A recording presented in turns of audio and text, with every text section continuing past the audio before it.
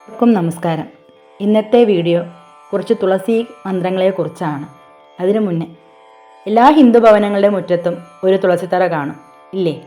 അഥവാ തറ കെട്ടിയിട്ടില്ലെങ്കിലും തുളസി ചെടി ഇല്ലാത്ത വീടുകൾ ഉണ്ടാവില്ല.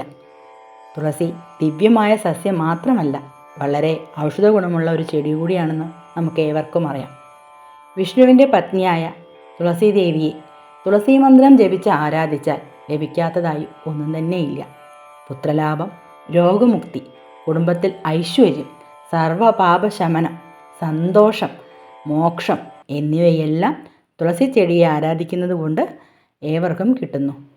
തുളസി ദേവിയെ നിത്യവും വിളക്ക് വെച്ച് പ്രാർത്ഥിക്കുന്നതും തുളസി ചെടിക്ക് പ്രദക്ഷിണം വയ്ക്കുന്നതും വളരെ നല്ലതാണ്. നിത്യവും വിളക്ക് വെച്ച് പ്രാർത്ഥിക്കാൻ സാധ്യമല്ലെങ്കിൽ ഏകാദശി വ്രതം അനുഷ്ഠിക്കുന്ന ദിനങ്ങളിലെങ്കിലും തുളസി ചെടിക്ക് ഒരു വിളക്ക് വെച്ച് നെയ്വിളക്ക് വെച്ച് പ്രാർത്ഥിക്കുക. തുളസി തീർത്ഥം സേവിക്കുന്നതും നല്ലതാണ്. ഒരു തുളസി ഇലയും അല്പം തുളസി തീർത്ഥവും ദിവസം സേവിക്കണമെന്നാണ് പറയുന്നത്. തുളസി ദേവിയെക്കുറിച്ചുള്ള കുറച്ച് പ്രാർത്ഥനാ ശ്ലോകങ്ങളാണ് ഈ വീഡിയോയിൽ.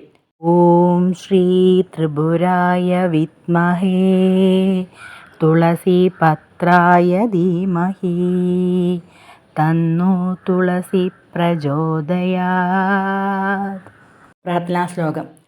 തുളസി ശ്രീ സഖേ ശുഭേ പാപഹാരിണി പുണ്യദേ നമസ്തേ നാരദാമുദേ നാരായണ മനപ്രിയേ. ഈ തുളസി മൂലമന്ത്രം. ഓം ഹ്രീം ഹൈം ക്ലീം വൃന്ദാവന്യേ സ്വാഹ. തുളസി ഇലകൾ നുള്ളുമ്പോഴും ഈ പ്രാർത്ഥനയാവാം. നമ തുളസി കല്യാണി നമോ വിഷ്ണുപ്രിയേ ശുഭേ നമോ മോക്ഷപ്രദേ ദേവി നമോ സമ്പത്പ്രദായിനി.